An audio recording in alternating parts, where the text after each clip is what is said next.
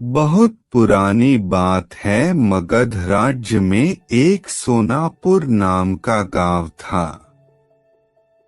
उस गांव के लोग शाम होते ही अपने घरों में आ जाते थे और सुबह होने से पहले कोई कोई भी घर के बाहर कदम भी नहीं रखता था।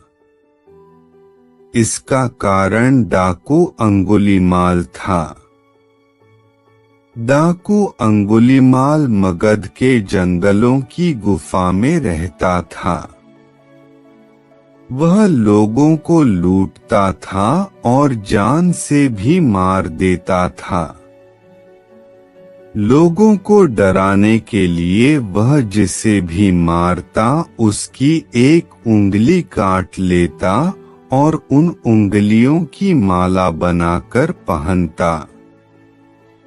इसलिए उसका नाम अंगुलीमाल पड़ा। गांव के सभी लोग परेशान थे कैसे इस डाकू के आतंक से छुटकारा मिले। एक दिन गौतम बुद्ध उस गांव में आए। गांव के लोग उनकी आवभगत करने लगे।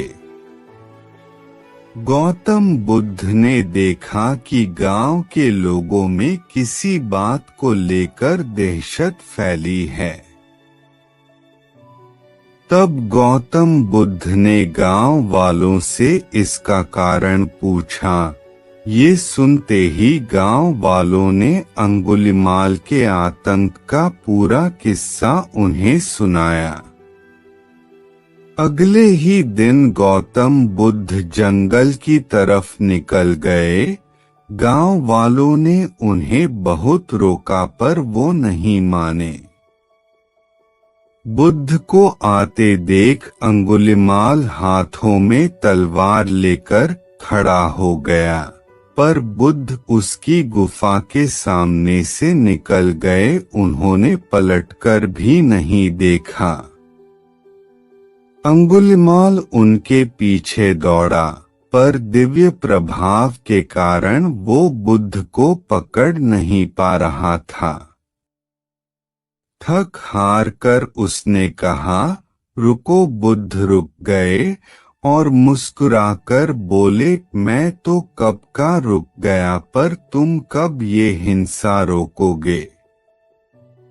अंगुलीमाल ने कहा, सन्यासी तुम्हें मुझसे डर नहीं लगता।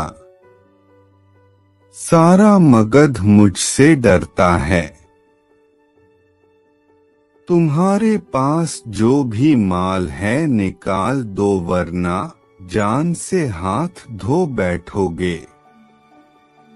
मैं इस राज्य का सबसे शक्तिशाली व्यक्ति हूँ। बुद्ध जरा भी नहीं घबराए और बोले, मैं ये कैसे मान लूं कि तुम ही इस राज्य के सबसे शक्तिशाली इंसान हो। तुम्हें ये साबित करके दिखाना होगा। अंगुलीमाल बोला, बताओ कैसे साबित करना होगा। बुद्ध ने कहा, तुम उस पेड़ से 10 पत्तियां तोड़ कर लाओ। अंगुलीमाल ने कहा, बस इतनी सी बात, मैं तो पूरा पेड़ उखाड़ सकता हूँ। अंगुलीमाल ने 10 पत्तियां तोड़कर ला दी। बुद्ध ने कहा, अब इन पत्तियों को वापस पेड़ पर जाकर लगा दो। अंगुलीमाल ने हैरान होकर कहा, टूटे हुए पत्ते कहीं वापस लगते हैं क्या? तो बुद्ध बोले, जब तुम इतनी छोटी सी चीज को वापस नहीं जोड़ सकते तो तुम सबसे शक्तिशाली कैसे हुए? यदि तुम किसी चीज को जोड़ नहीं सकते तो कम से कम उसे तोड़ो मत। यदि किसी को जीवन नहीं दे सकते तो उसे मृत्यु देने का भी तुम्हें कोई अधिकार नहीं है।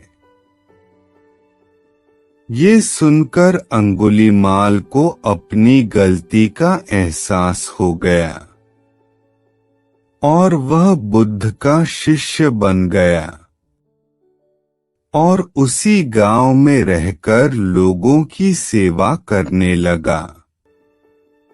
आगे चलकर यही अंगुलीमाल बहुत बड़ा सन्यासी बना और अहिंसा नाम से प्रसिद्ध हुआ।